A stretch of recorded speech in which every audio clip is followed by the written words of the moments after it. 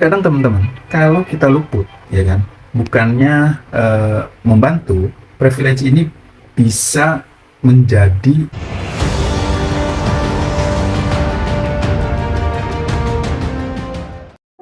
Halo teman-teman penjuang RSP, saya ingin coba membahas yang mungkin agak luput dari kita atau nggak terlalu diperhatikan nih, yang ada ya sebenarnya ada di sekitar kita, tapi sebagai salah satu pembentuk faktor kesuksesan seseorang, tapi itu agak-agak abu-abu, yaitu tentang privilege. Nah, materi ini awalnya saya terinspirasi dari Menteri Termuda Indonesia, namanya Mas Dito Ari Tejo, yang berumur 32 tahun itu sudah memiliki harta 282 miliar. Ya, 282 miliar coba.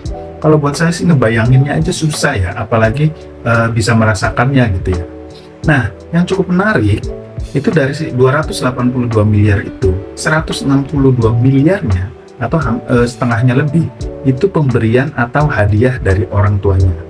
Ya, dengan segala kenikmatan duniawi tadi, ya memang itulah privilege. Untuk sesi sharing kali ini, saya mau bahas terlebih dahulu tentang privilege-privilege penting yang perlu kita sadari dan bagaimana cara kita memanfaatkan privilege tersebut, teman-teman.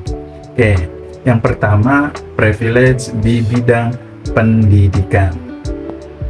Nah, teman-teman penjuang RSP, pendidikan ini, kalau menurut saya pribadi ya, merupakan privilege tertinggi yang bisa dirasakan oleh seseorang. Apabila kita bisa mendapatkan akses pendidikan terbaik, ya teman-teman harus bersyukur. Misalnya nih, kita mendapatkan kesempatan sekolah di sekolah terbaik di kota kita. Dengan ya tentu pengajarnya juga pengajar terbaik, terus kurikulumnya juga kurikulum yang terbaik gitu. Karena kalau dipikir-pikir, tidak semua orang bisa nggak semua orang bisa dapat akses pendidikan terbaik nih teman-teman. Misalnya ada orang yang bisa bersekolah SMA terbaik di kota kita gitu. Ada juga waktu kuliahnya di universitas top gitu kan, top universitas besar. Ada juga yang bersekolah di universitas terbaik dunia dengan kurikulum terbaik, dengan dosen-dosen terbaik. Nah, ini privilege. Kenapa?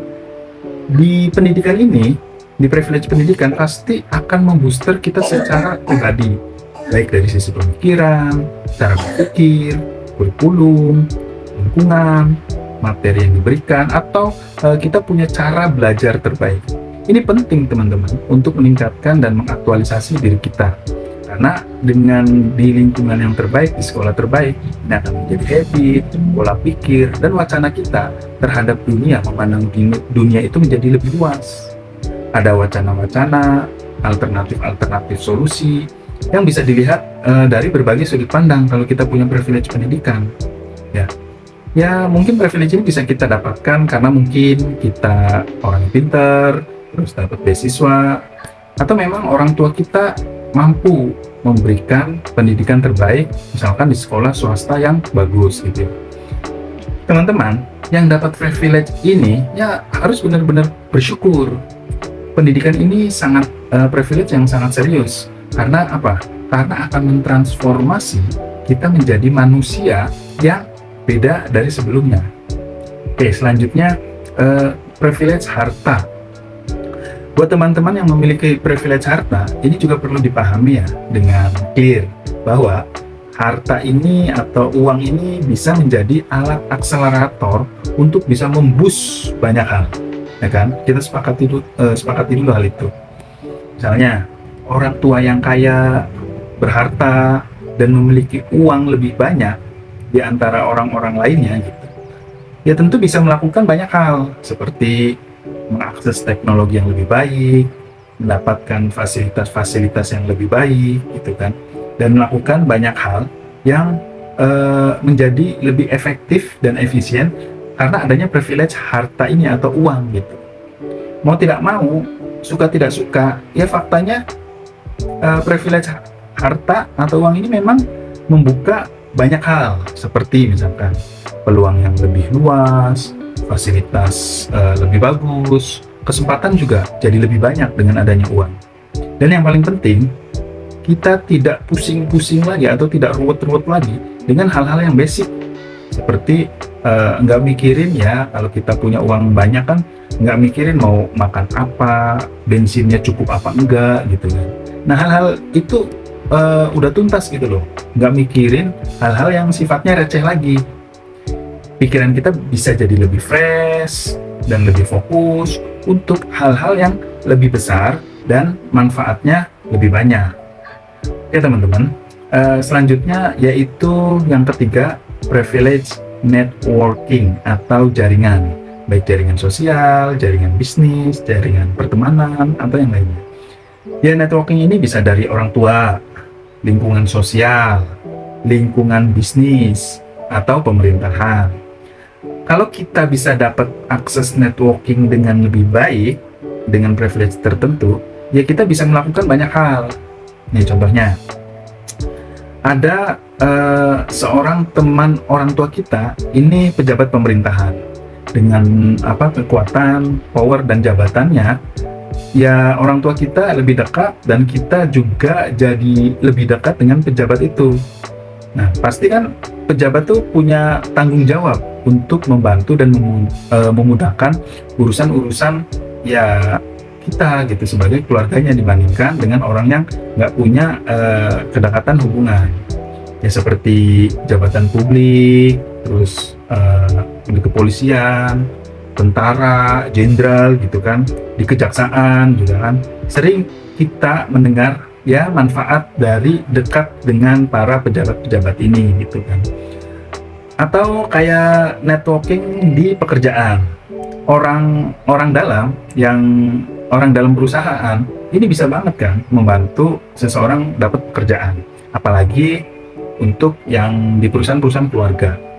Networking kita ini menjadi kesempatan agar kekuatan networkingnya jadi lebih luas. Misalnya, untuk kita bisa dapat akses permodalan lebih baik atau lebih mudah, kalau kita punya networking orang bank kan bisa lebih mudah. Terus kalau memproses perizinan, legalitas, sertifikasi dan lain-lainnya, kalau kita punya pejabat, networking pejabat, itu kan pasti bisa lebih cepat. Atau untuk ilmu dan informasi bisnis-bisnis terupdate yang lebih valid, kalau kita punya networking pengusaha, kita dapat informasi yang paling valid gitu untuk usaha di masa depan misalkan. Apalagi di lingkungan Indonesia yang sangat sociable gitu. Ya istilahnya, lu punya network, lu punya kuasa gitu.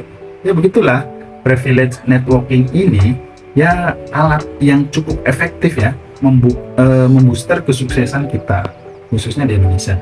Maka penting teman-teman mengelola privilege yang sudah kita miliki menjadi tools booster yang efektif. Saya ulangi lagi, menjadi tools booster yang efektif. Gimana caranya mengelola privilege yang sudah kita miliki? Oke, yang pertama ya tentu bersyukur ya teman-teman sudah memiliki privilege tertentu. Nah, syukuri bahwa ya privilege itu anugerah dari Allah yang Allah kasih, yang diberikan kepada kita. Ya kita tanggung jawab, kita wajib kita syukuri gitu kan. Ya nggak perlu denial atau nolak, enggak lah, itu kan punya orang tua gitu kan, enggak lah, bukan punya saya. Nah, privilege itu harus kita syukuri sebagai anugerah supaya kita sadar sedemikian rupa dikelola sehingga bisa menjadi lebih berguna, lebih bermanfaat, lebih banyak dari sebelumnya gitu. Nah, yang kedua ya mulai berpikir manfaatnya. Oke, ketika kita memiliki privilege di pendidikan, apa manfaat yang bisa kita berikan gitu kan. Ya kira-kira dari privilege ini manfaat apa yang bisa dimaksimalkan, bisa digunakan, bisa menjadi lebih baik lagi. Manfaat besar apa lagi nih? Apalagi gitu kan. Sehingga semakin kita berpikir seperti itu, privilege kita ini jadi nggak sia-sia. Justru manfaatnya bisa menjadi semakin besar. Bisa bantu orang lah, bisa meningkatkan kehidupan orang, bisa menjadi orang lebih baik, dan lain. Nah, yang ketiga, berbagilah. Karena ya mau nggak mau privilege ini nikmat ya, yang tidak dimiliki oleh setiap orang.